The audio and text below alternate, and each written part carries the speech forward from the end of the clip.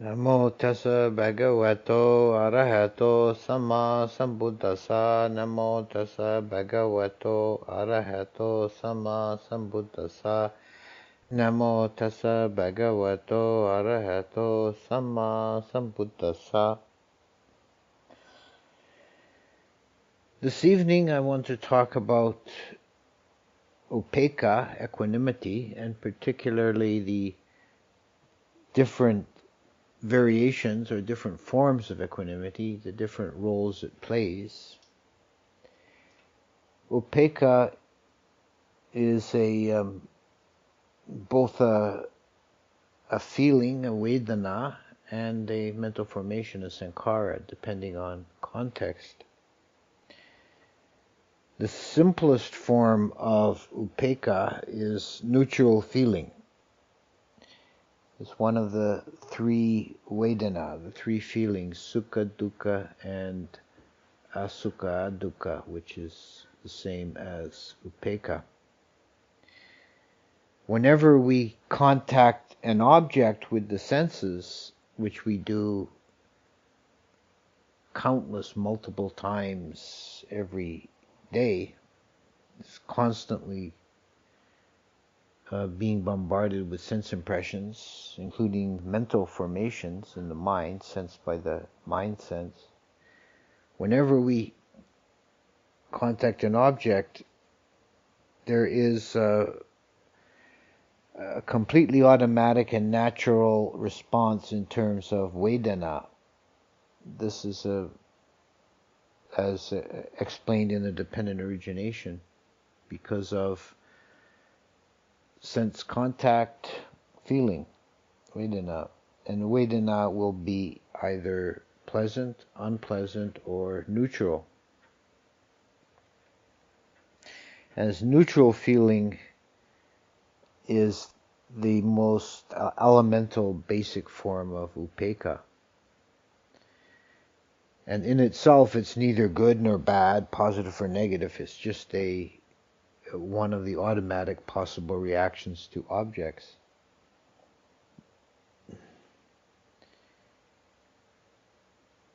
And I think it is almost certain that for most human beings, for most of the time, upekkha is the predominant form of vedana.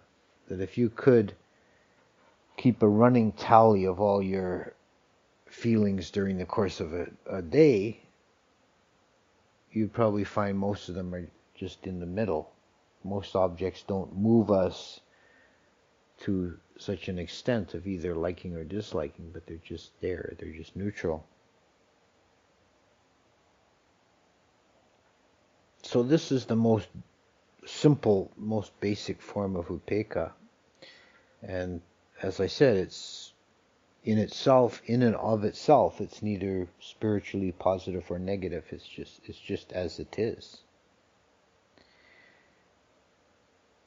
The practice here is to be aware of the feelings,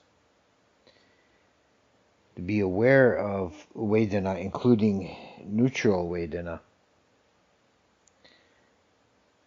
If one is not aware of the neutral objects, then this tends to a great deal of dullness, because you're ignoring most of experience.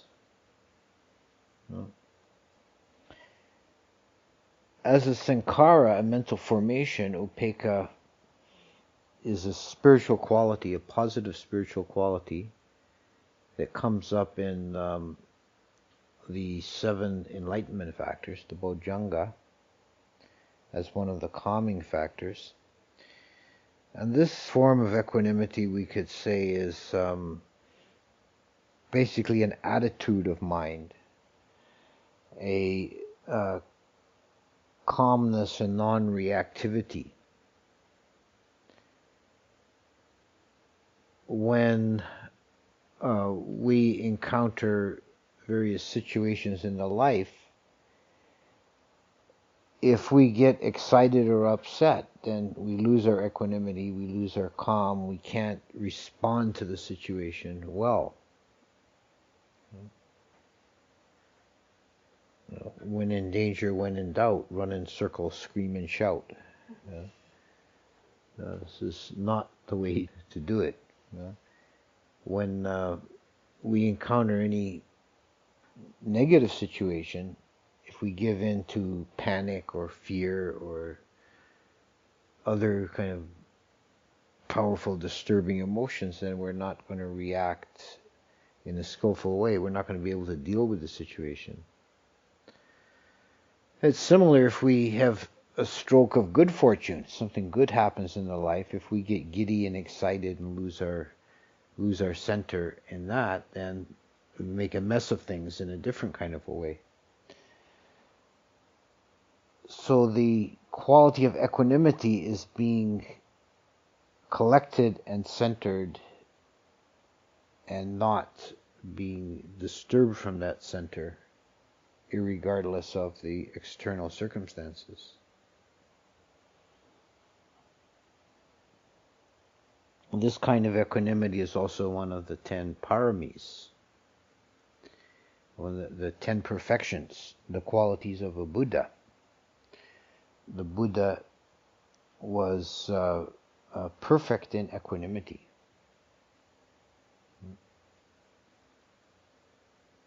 In the Jataka stories, where he, as a bodhisattva, was developing this perfection of equanimity, he's undergoing various kinds of torture and abuse at hands of evildoers, and it doesn't disturb his mind. He's able to remain centered.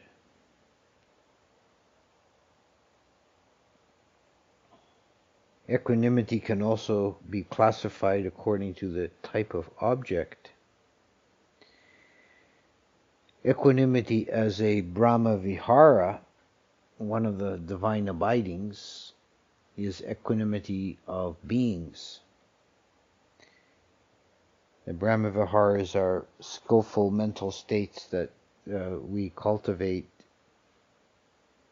to purify the emotional base. And of the 4, the Metta, Karuna, Mudita, Upekkha, or loving kindness, compassion, sympathetic joy, and equanimity, the first 3 are variations on a theme, but Upekkha, or equanimity, is separate and in some sense above the other 3. It transcends the other 3 and purifies the other 3, in that the other 3 have an intrinsic wish or aspiration or volition. May beings be happy, may beings not suffer, may beings not be parted from good fortune. No, this is still some kind of movement of mind, whereas Upekkha is simply recognizing beings as they are.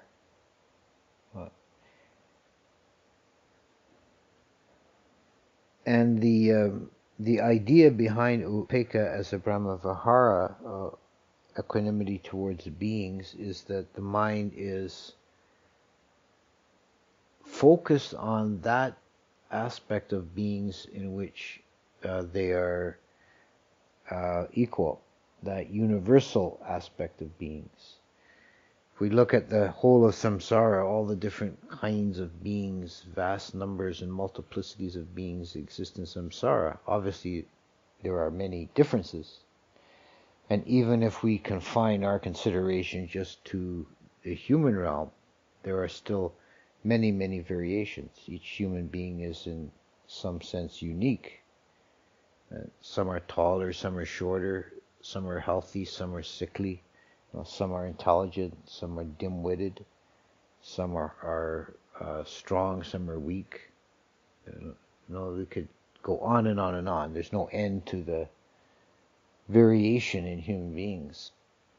And it's even more so if we extend the consideration to other realms of being.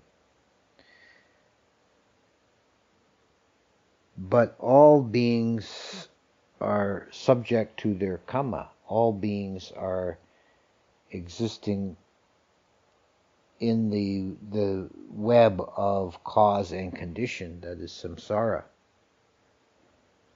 All beings desire happiness and desire not to suffer. So there's a aspect in which all the particularities are secondary, and there's an aspect of beings that is universal. The great equality of being subject to samsara. And upekkha is, as a Brahmavihara, is developing that state of mind where the mind is dwelling on that universal aspect and not on the particularities and the singularities of beings.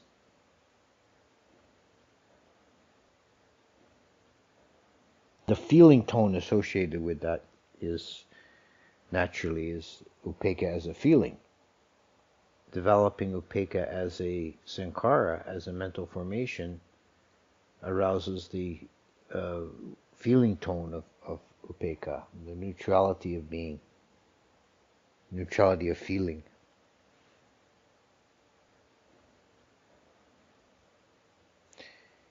So that's upekkha as equanimity towards beings. Upekkha as equanimity towards dhammas, or objects or phenomena, is associated with insight, with vipassana, and with the development of wisdom, and is in fact a key factor in that development.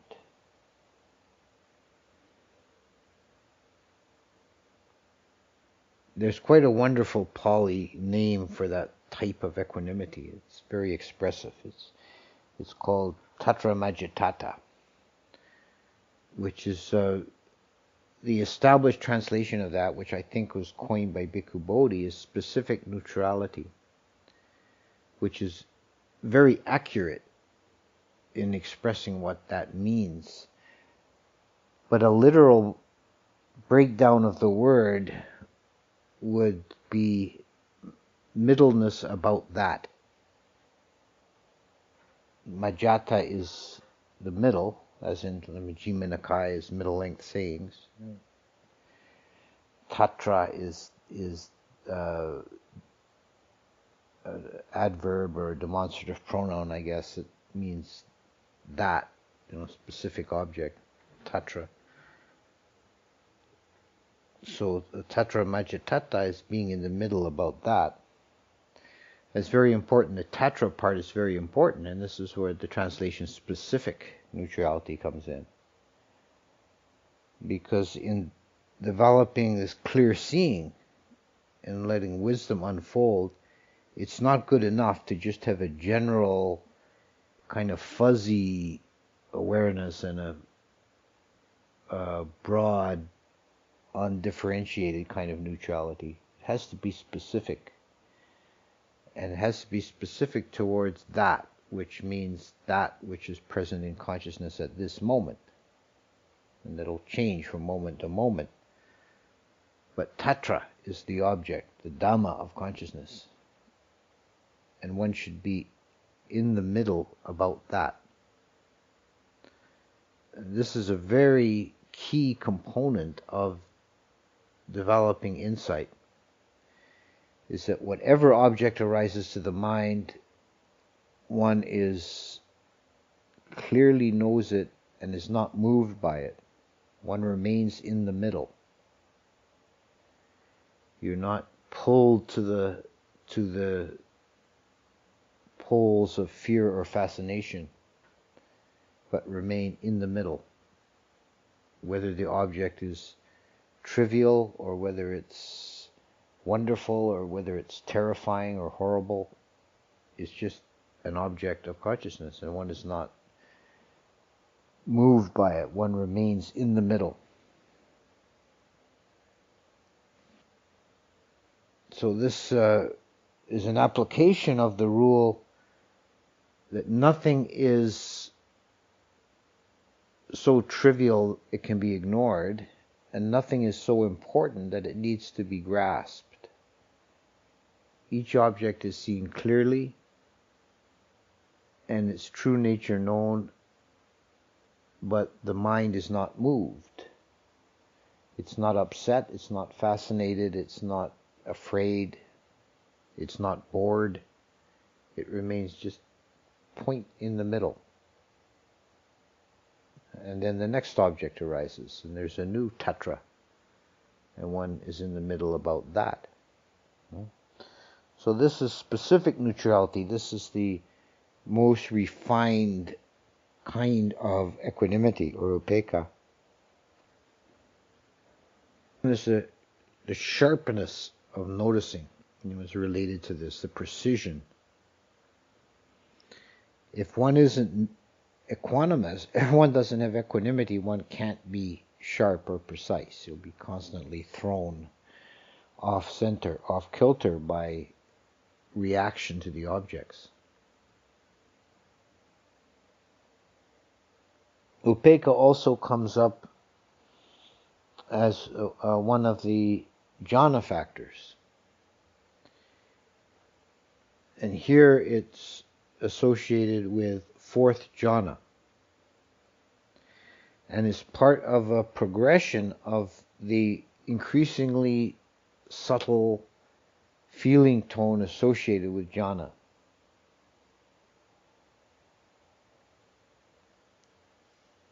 Piti and sukha, two forms of happiness, are present in first and second jhana. Second jhana is particularly associated with piti, and that falls away in third jhana, and there is only sukha.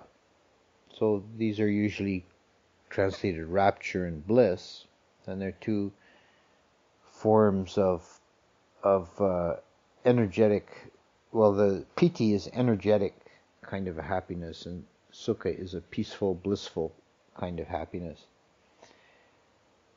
But sukha itself fades, falls away in fourth jhana, and is replaced by upekkha, which is in this form is a very profound peacefulness. It can be called bliss beyond bliss, sukham param sukham. It's not bliss as such, it's peace. It's equanimity as a complete immersion in equanimity. So there's a sense of profound well-being and ease.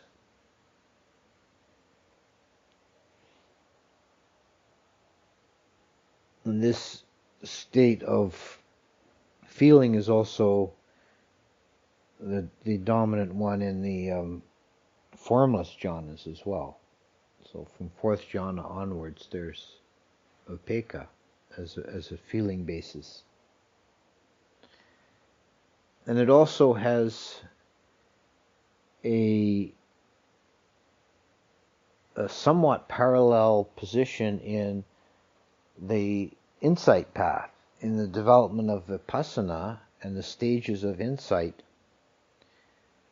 When the mind comes to a high level of vipassana, it reaches the stage of equanimity about formations.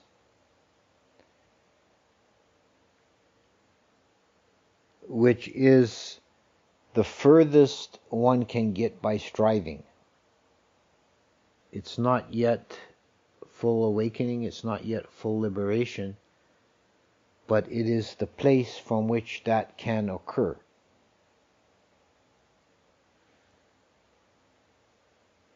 At this stage, all the struggle, all the difficulty, all the sense of effort in the meditation falls away.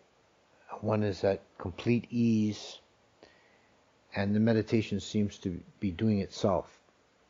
There's no effort involved. There's no sense of trying. It's just a clear, bright mind observing objects in a natural, easeful way. And the mind is completely equanimous. You know? Any feeling tone that arises that's not dead center will be just very slight oscillation, but the mind remains mostly in the clear center point. And this state of mind is what the insight meditator is working towards. And it comes on the other side of difficulties.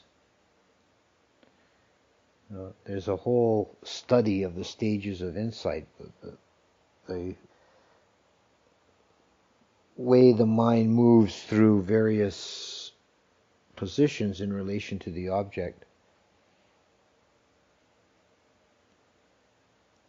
If anyone wants to pursue that study of that, the best source is Mahasi Sayadaw's Progress of Insight.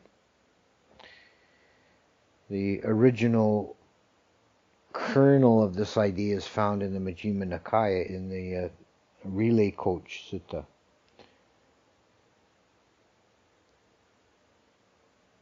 But what happens in brief towards the climax of this sequence, the mind goes through various stages of struggle, having perceived the nature of samsara but not yet seen a way out. The meditator can feel overwhelmed, can feel a great deal of fear or despair, and this can be quite a difficult, psychologically difficult stage. And if one is not courageous, ruthless in this at this point, one keeps falling back, seeking the comfort of the samsaric illusions. But if one perseveres and pushes through, has a certain fearlessness and disregard of the difficulties, just carries on, then one crosses to the other side of that and reaches this landing place of equanimity about formations. One finds in the mind an attitude of deep equanimity. Yes, samsara is terrible. Yes, there's birth, death, suffering, illness, despair. Yes, nothing can be counted on. Everything is breaking up even as I look at it. But so what? Who cares? I'm just sitting here and watching it. And it's neither liking nor disliking. It's just pure neutrality, pure peacefulness, watching the process. And the sense of not-self begins to dawn. That, yeah, this is all happening, but I don't have to identify with it. And what can happen at this point is that through this clear noticing with Tatra Majjhatthata, the nature of samsara is seen at a very fundamental level. It's no longer a generality. It's now very specific. Like this object that's presently before the mind is empty. It's conditioned. It's falling away. It's disintegrating. And not as a philosophical contemplation, but as an actuality. And it's very specific. And it's one after the other after the other. And this wears down the process of samsara. It wears down the passion and the zest for samsara. So what drives samsara is the desire, the passion for the next object, the next shiny thing. But that wears away because each object is seen in this with specific neutrality is seen as just another impermanent, imperfect, suffering, void, conditioned phenomena. So the driving engine of samsara becomes weaker and weaker. And this allows the possibility for the mind to escape from that, to do a kind of sideways shuffle and not take occurrence as the object. Then liberation is realized, and the unconditioned is seen. The only reason we don't see the unconditioned is because we're distracted by the conditioned. And when the desire for the conditioned begins to fall away, then the mind can just stop doing that. And it's not something you can do by will or effort or trying, The will and effort and trying get you to that point of equanimity about formations, and then you just let it happen.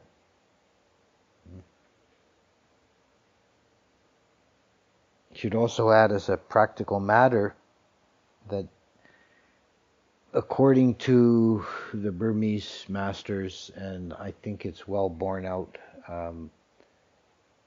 by experience of many meditators, it's not possible to hold that state of equanimity for very long, a few hours at the most, at a time, and then one falls away to previous stages. But if one is a skilled meditator and recognizes what's happening and is diligent, one can get back there fairly quickly. So you cycle in and out of that stage until the unconditioned is realized. So as we can see with all these different kinds of equanimity, it's a very important factor, and it's key to unlocking all the mysteries. And the development of equanimity is something to be worked on all the time from many angles, and to try and find that peaceful, centered position.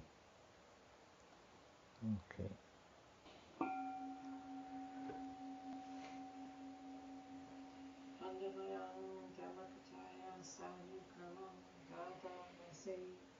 Sadhu, sadhu, sadhu.